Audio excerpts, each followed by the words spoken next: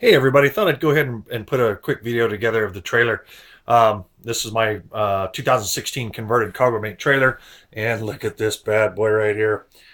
Just ordered up a brand new Dometic 310 to go in place of the old 300 that was in here when I got the trailer.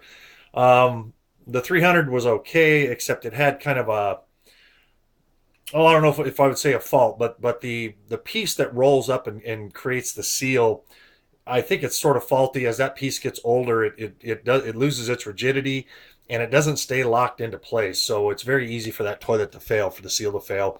I actually had taken it all apart to clean it and fix it. And when I realized what was going on, I just actually put the whole thing in a recycle bin and bought this new 310.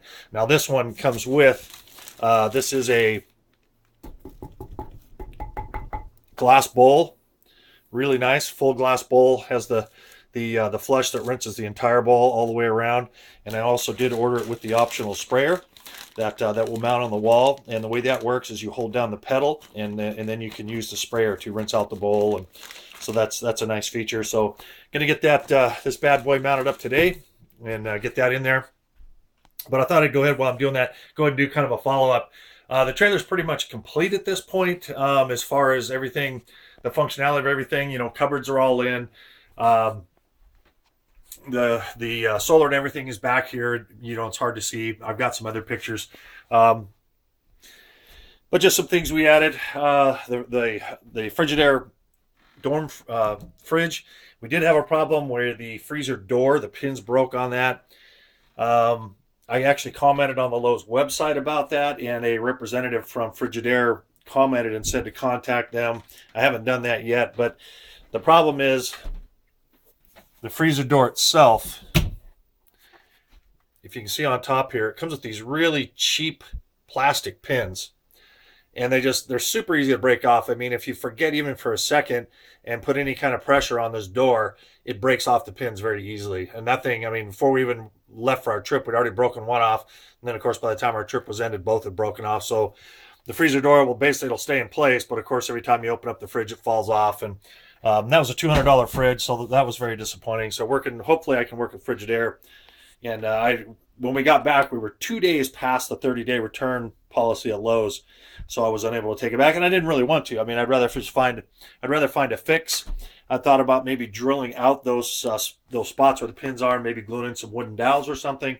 Maybe just because I think if I order another one, it's just going to end up breaking the same way again. So, but underneath here, we've got this is a little pull-out attachment that I picked up at Lowe's for the garbage can, and it actually has when you put it back in, it has a auto feeds itself back in.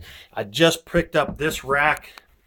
Don't have it mounted down yet, but I was looking for some kind of storage solution because when I bought the trailer from Mike, the second owner, there are no drawers in here. So for now, we've just been kind of, this little pot hanging system was in here when I bought it, so we're just kind of putting our silverware in there. But what I did find, I don't have it out here in the trailer, but these little baskets, I found a silverware tray, plastic silverware tray that actually fits in these. So I've got a couple of those that we'll use, but I need to get that mounted down and finished up.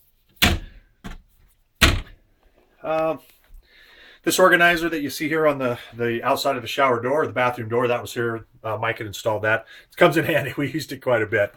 And of course, we have our little bathroom. It's a full shower.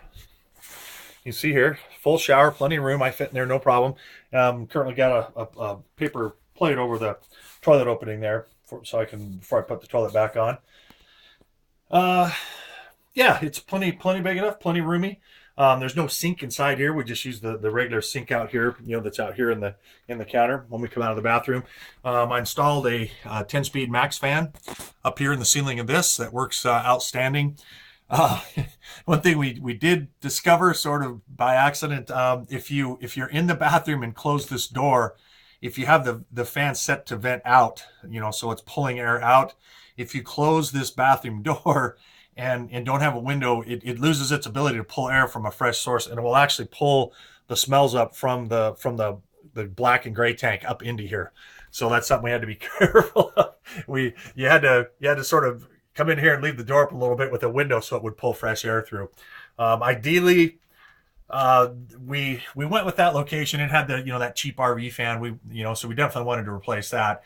But ideally we would have another one of these fans down at the end here, up above the bed area, in the ceiling, up in this area here.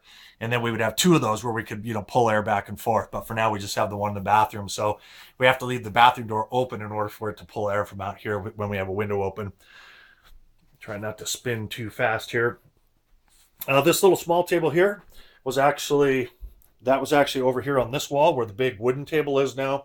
And I put that over here to add as additional prep area. So you can be standing here at the kitchen counter, and then immediately behind you can have a nice big table, for additional workspace. So I moved that over to there.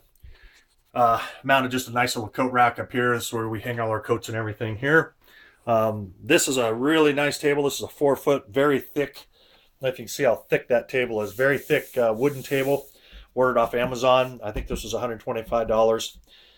It's not centered on the window. If you see where the window is in relationship to where the table is, with these trailers, you have to mount everything on the 16. The studs are 16 inches apart, and you have to mount those. But because of the way you can see the E-track down here with the 2x4 holders, that's how far the bed comes out when we have it put together. So we couldn't move the table over any further without interfering with that. So the table ended up being a little forward of the window. But no problem. And that folds down really nice. The table folds down really nice. The armoire, this is what we put in. Get back here so you can see a little better. That's what we put in to hold all our clothes and shoes and everything.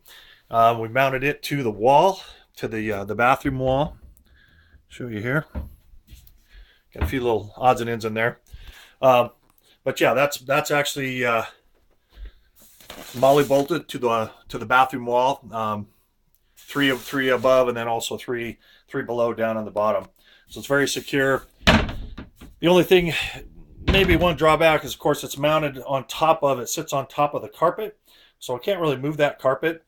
What we're doing when we have the side-by-side in here is we just roll the carpet up, just roll it all the way up into a ball, and then when you bring in the Terex, the side-by-side, it just comes in, and actually I just pull it up till the tires hold the carpet in place, and then we strap the Terex down. So yeah, that's working out real nice. Of course, we have room up above. There's room down here on the side where we can, we keep a broom and some other things. So there's a lot of little finishing touches that we haven't done yet, but we'll do that as we continue to travel. And then here's the Wave 6 catalytic heater that we installed. It's hooked up. You can see the line. It's hooked up directly to low pressure propane. So all we have to do is light it when we need it. And that's pretty much it for up in the front of the trailer. As you can see everything back here. Now, looking back this way, you can see the beds are actually in the stored position right now. You can see one up against this wall, and then the other up against this wall. Originally, we were thinking king size bed, but the thought of trying to muscle that mattress around, that big floppy mattress in here, and figure out how to strap it down and hold it. So what we did, we eventually went with two XL long twins, which worked out perfect. They fit just behind the wheel wells, on the floor here. Fit just behind the wheel wells. We put the plywood up against it with a strap, holds it fine on both sides, and then we just bring the side by side right up in the middle. When the bed's put together, basically what we do is we unhook the boards, set those outside, move the mattresses. We take these E-track 2x4 holders, space those out. We have 5 2x4s that go down, then the boards go down, and then the mattresses on top of those. And it works out really, really nice. Plenty comfortable mattresses. I think that the set was, with the sheets and liners and everything, about $1,000. And they weren't cheap, but they got 10-year warranties. I wanted to be comfortable when we sleep. And man, they are awesome. We love sleeping on them. Super comfortable. What else can I tell you? We do have an air conditioner. We have a generator to run the air conditioner when we need it. I think we used it a couple times on the trip, but for the most part, we're running everything on solar and off of our inverter. As I said, it's kind of dark back in here, but you can see the inverter. And we have 2 plugs going out from the inverter. One comes right to here, this outlet here. and that's got 2 USB ports on it. And this is the refrigerator's plugged in right here. And then you can see on the wall here, this cord, as it comes down, I found another power strip that had a 25-foot cord. So we actually snaked it all the way down along the bottom here. Then we hit this little access door, and we basically just cut a little notch in behind it, so the cord could just continue to run. And it goes in around the corner down here, into the corner by the shelf. Then of course emerges back over here, runs along here, and then you can see the boxes, the outlets right there, the power strip. And we use that to run Renee's CPAP machine, and we can plug in anything else we need to run back here by the beds. So that worked out really good. And just a few little doodads. We mounted this is the remote control for the Max fan. Put a little bear key hanger here, and of course, welcome to our campsite where friends and marshmallows get toasted at the same time. So just adding little personal things here and there, and it'll continue to kind of evolve into our own our own place. Found this carpet here, fit perfectly. This was just a cheapy one we found at Walmart. Just happened to be the right size to fit right in this little spot. And then the other carpet is a 6x9, and with a pad. I have a pad underneath it.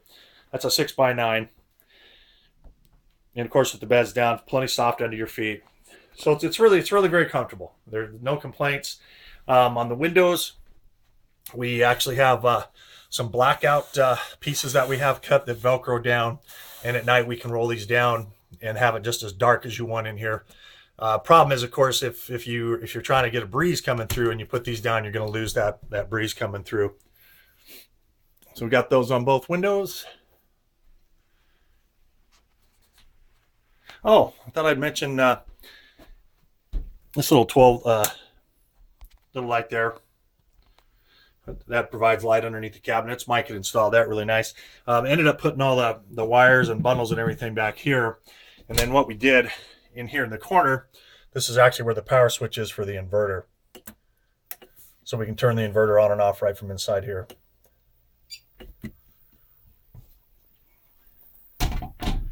And these little latches, I don't know if you can see these little metal latches. These are actually called bullet latches. See, because I didn't want to put something cheap and plasticky in here. And the way these work, these are really cool.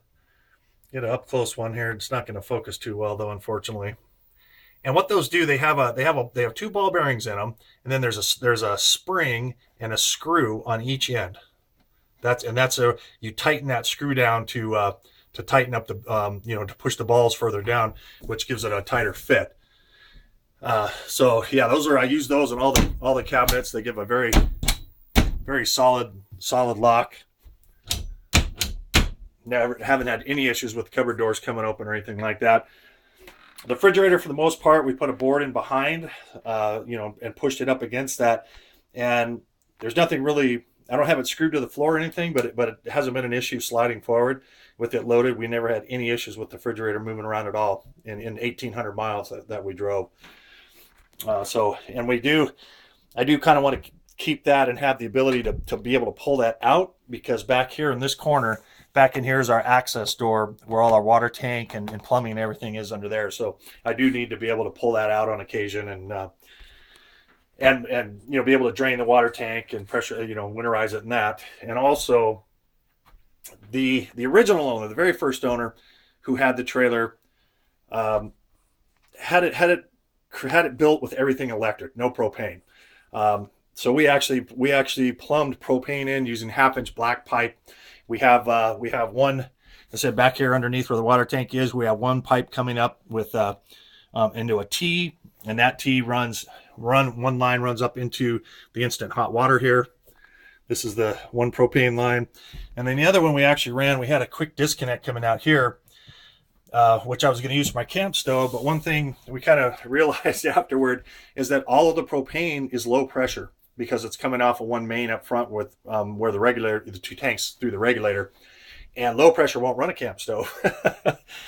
So that kind of the quick disconnect would work for something low pressure in here, but it won't work for the camp stove, which is unfortunate, as I'd planned to just be able to put the camp stove here in the morning, to make coffee. But no big deal. We're just running a small tank to it with a line.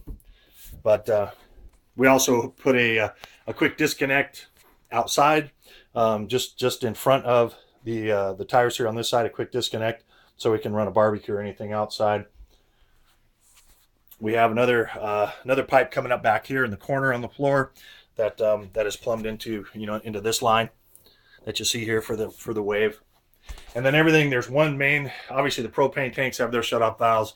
And then there's one main shut-off at the front of the trailer outside, just behind the tongue, where we can shut off all the propane coming in. And I'll be honest, I play that safe. I usually leave that off unless we're going to use it. If we're going to take showers and need hot water, then I'll go turn it on. And I've got valves set to open up the water to the instant hot water tank here. And then also underneath, because it was originally plumbed for an electric, we had to put another bypass in, and we actually shut the water off to the electric water heater. And then I've got the fuse turned off for that, so we don't even use the electric water heater that's in here. We use the instant hot water heater here that we put in. Heat was an issue. It put off a lot of heat, even though it's ventless, and they said you only needed 3 inches of clearance at the top. It really got hot very quickly, which alarmed us. So we actually moved the hot water tank down, and then put a piece of hardy board up here, fireproof hardy board, fire resistant, fireproof, and then put our own heat shield in here with a space to help deflect that heat off the instant hot water heater, and that's worked out really well. But overall, we're making this design work. If I had to do it over again, and maybe down the road, I would order a trailer with a little bit different configuration. I'm not real happy with the kitchen area, just because I don't like a refrigerator on the floor. I'm 6'2" with bad knees and sore back most of the time, and kneeling down to get things out of that refrigerator is a real pain in the butt. But with the configuration that was in here, that's where it was meant to be, and so we went with that. But ideally, I'd like to redesign this whole kitchen area. Obviously have a counter, some drawers. I would like to move the refrigerator up high somewhere, whether that might be over on this side, I don't know, but I would definitely like to redesign this whole area, and just make it a little more convenient to work with. The way they put the bathroom in, you ended up with this funky kind of dead space back here in the corner. You've got the power boxes up in here. That's where we decided to run all the electronics for the that's really dark, for the inverter. And it does work for storing stuff. It's easy enough to, well, you can probably see the other battery down there, the AGM 12 volt. Works fine enough for now. We just store things back up in here when we're not using them, and then bring them back out here on the counter when we need to use them. But very, very happy with how it turned out. On the trip was our maiden voyage. Everything worked great. We didn't have any issues at all. I'll admit, we were doing a lot of overnight camping, and that was a real pain to have to tear down the bed every night and pull the Terex out, make up the beds, and the next morning tear the beds all down, put them all back together, pull the Terex back in. We did that for, I want to say, 6 or 7 of the first 8 nights. Got tired of that real quick. So ideally, what I think is going to happen here in the future, to be honest, I don't think I'm going to keep the side-by-side. After traveling with it, it's just way too inconvenient. I mean, if I had a big giant trailer where it was just in its own garage, that'd be one thing. But this is a 20-footer, and I like the size. It's easy. It tows really easy. I wanted to keep the room in here. I wanted to keep it very open. When you come in here, it's a very open feeling. It's very, 8 feet, 8.5 feet wide.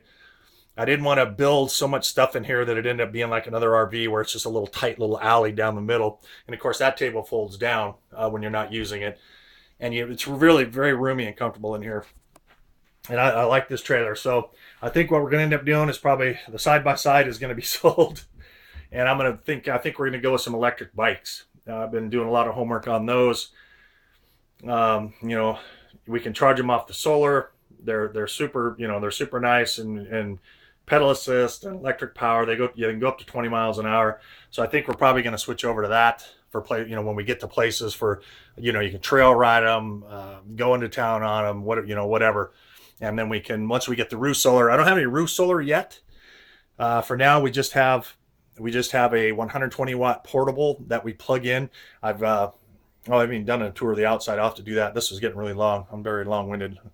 Um, but yeah, I'll do a tour of the outside and kind of show you those things that we did.